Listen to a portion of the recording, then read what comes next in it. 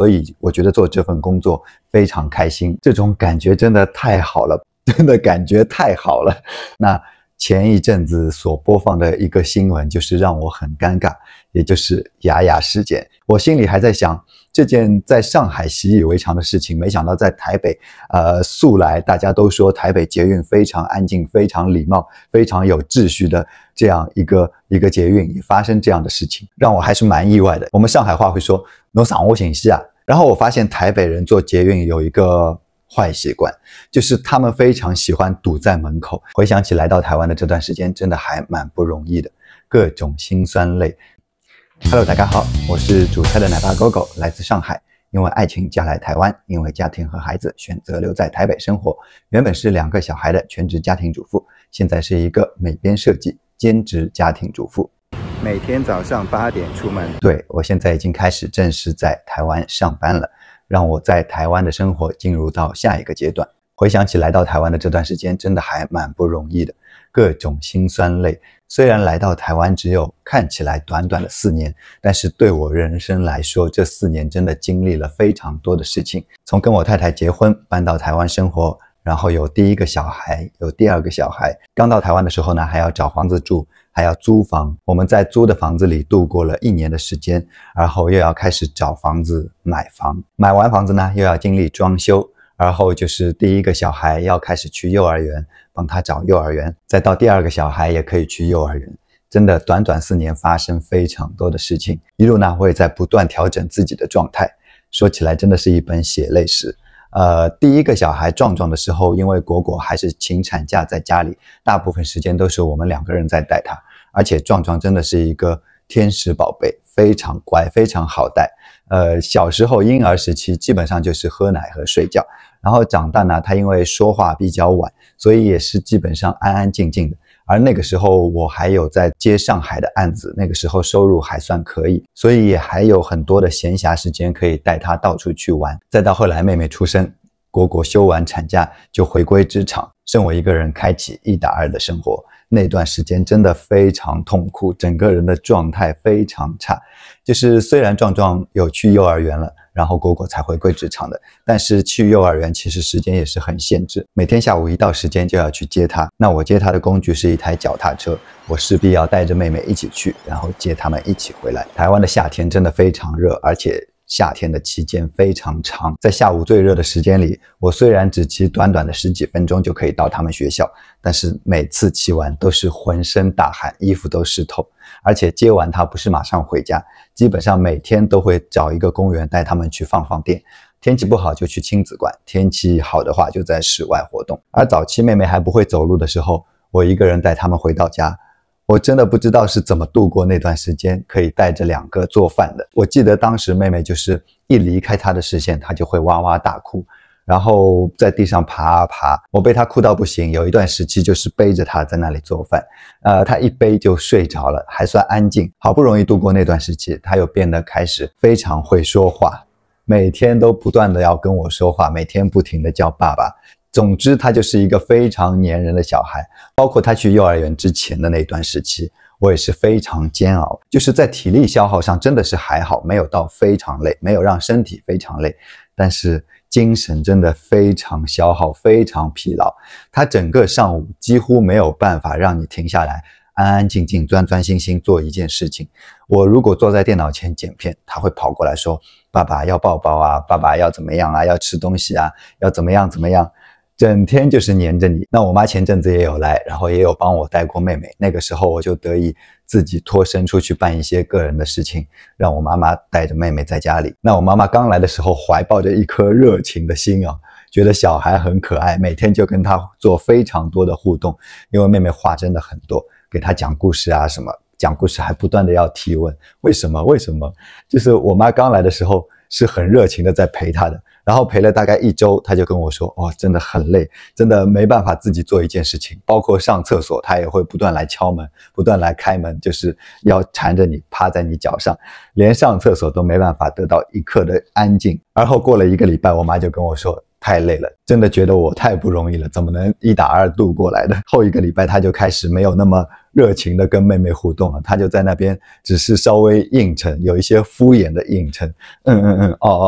对，就是这样对妹妹。妹妹真的是一个非常会说话的小孩，而且她的说话逻辑是很通顺的，你一定要有一个逻辑来跟他说，你如果是敷衍他什么，他马上能辨别出来，然后又不停的对你进行提问，真的是很耗费精神。所以我开始上班呢，我就真的觉得人非常轻松，整个状态非常开心啊！我去上班的时段呢，因为是比较早，我基本上是8点钟出门，我上班的地点在松江南京那里，就是我要坐淡水线一线红线，从我们家奇岩坐到中山，然后换绿线坐一站才能到。我那个时段真的是捷运非常挤，超级挤，我从来没有在台北看到过那么拥挤的捷运，几乎就是后面的人如果要上车，要靠车外的人把他推上去这种状况。虽然这样说有一点夸张，但是如果经历过这个时段的捷运的上班族应该很能了解这个状况。然后我发现台北人坐捷运有一个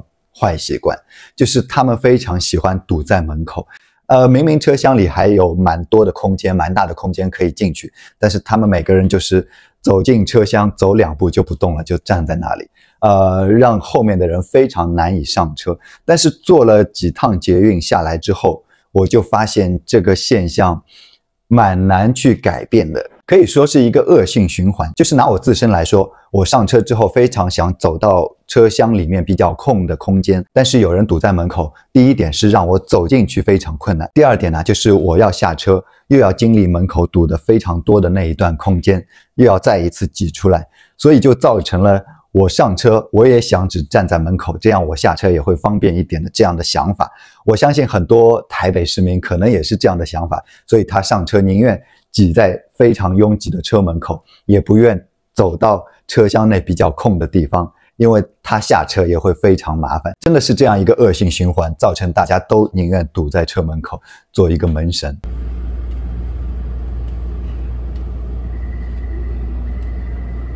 我第一天坐捷运呢，还发生了一件事情，就是有一站到站了，然后车门打开的时候，我听见旁边有一个人就在喊：“你干嘛撞我？”喊得很大声，而且是带着有一点愤怒的那种感觉。旁边有一个人好像要下车，可能是走得比较急还是怎么样，就是可能比较大力的撞到他了，所以就发生了这样一个冲突。我心里还在想，这件在上海习以为常的事情，没想到在台北素来大家都说台北捷运非常安静，非常礼貌，非常有秩序的这样一个捷运也发生这样的事情，让我还是蛮意外的。因为这个在上海真的蛮习以为常，可以说每天早上坐一趟捷运，坐一趟地铁都能碰到这样的事情。我们上海话会说“侬上我信息啊”，你撞我找死啊！上海的口头禅啊，信息啊，找死，就是上海这样的情况每天都在发生。我没想到台北捷运，我第一次去上班，第一天上班也会碰到这样的情况。但是后来观察下来，这个应该是非常偶尔的情况，就是后面几趟虽然也是那么挤的车厢，但是都没有发生这样的事情。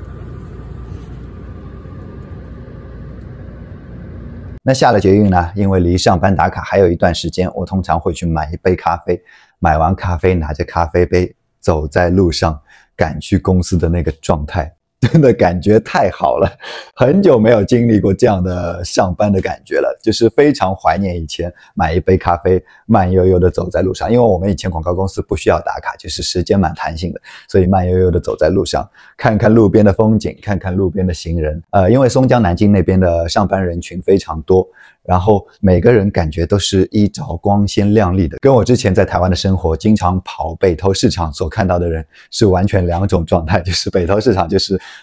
穿的比较随意一些，也大多数是老年人嘛，就是没有那么时尚的感觉，在市场里买菜。那跑到松江南京，就是每个上班族衣着光鲜亮丽，感觉精神面貌都是不同的。然后到了公司呢，我那家公司用的是打卡机。说实话，这个打卡机其实在上海可能5、6年前，应该不止5、6年了，可能7、8年前用的比较多。到后来大部分公司都换成指纹打卡，或者是有那种刷的卡 BB 那种卡。然后我看到那个用纸质的打卡机还是蛮怀念的，那种纸质的打卡，那种嘟嘟嘟嘟咔嚓咔嚓咔嚓打印机打印的那种声音，听起来非常亲切啊，就是感觉很好。然后我们那家公司的办公环境真的蛮宽松的，就是我坐在一个相当于一个角落里，很有个人隐私的感觉，自己的一个空间，让我可以非常专注的做一件事情，在那里做图。这种感觉真的太好了，旁边不会有妹妹在那里吵。虽然说上班是很辛苦的一件事情，但是在我自己的感受下来，觉得是一个解脱，是一种很难表述啊，就是因为我是经历了前一阵子带小孩的经历跟上班做对比，才会有这样的感受。其他上班族应该很讨厌这种感觉。然后呢，给我的感觉每一个同事都很亲切，都很热情。有一个同事还带我出公司，在我们楼层里参观了一圈，告诉我这家是什么公司，那家是什么公司，然后垃圾要丢在哪里，大家都很友善啊。那因为我以往在上海待的都是广告公司，广告公司里边可能那些做设计的人都比较酷，就是不会有过多的交流，当然熟了之后也会有过多的交流，但是第一天的情况下，大家可能只是点头打个招呼，这样不会有非常热情的互动。这一点我觉得我还蛮喜欢台北的职场环境，当然我有非常大的局限性，因为这只是我的第一份工作。然后呢，我们公司会在工作时间放广播电台的音乐，但是广播电台时不时也会放一些新闻。那前一阵子所播放的一个新闻就是让我很尴尬，也就是雅雅事件。新闻里时不时会报道什么中配啊，或者说陆配啊，在那里宣传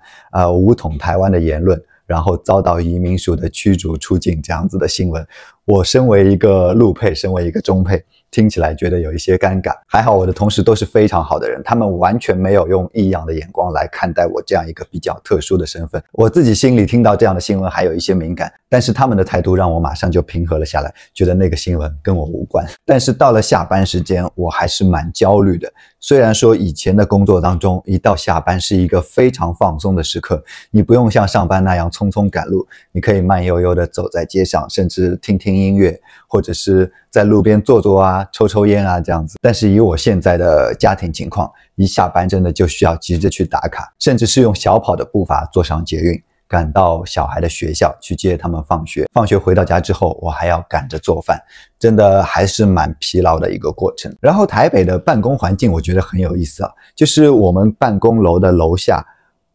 早上也好，中午也好，会有非常多的小推车摊位，然后来卖一些早上有三明治啊，有粥啊，中午有饭团，有便当啊，就是像那些移动商店一样。一到下班就看不见那些商店了。我觉得这一点对上班族非常友善，非常方便。你不用赶到一些餐厅去吃饭，大家等位啊，或者是等他现场做出来这样一个时间，你非常方便，非常迅速的就可以买好一份中午可以吃的东西。这一点在上海是完全看不到的，上海就是没有这样的一些移动摊位。通常路上只有匆匆而行，然后经常违规行驶的外送员。在上海中午吃饭就基本上是这样的场景，一个办公楼下面会有非常多的外送员挤在那里，因为有的办公楼是没有外送区域的，他们不能放在那里，所以很多外送员手上会提着那个食物等在那里，然后不断的在那里张望，看有没有人来跟他取餐，他取完餐送完餐就可以进行下一个单。上班族解决中午这一顿饭的场景还是蛮不同的。那在最后呢，我想帮我们公司打一个广告。我们公司其实是一家旅行社，我就是帮旅行社在做他们的一些 DM 啊、宣价格。它有4天3晚的行程，或者是5天4晚的行程，